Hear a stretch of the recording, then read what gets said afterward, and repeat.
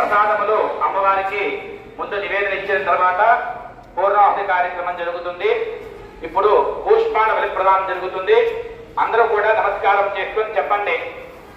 మయా సంకల్పిత అమావాస్య భగదాముఖీ దధాతు శాంతా పృథివీ శివమంతరిక్షం జ్యోర్నో దేవ్యభయన్నోస్తు శివాదిశ ప్రదిశ ఉద్దిశో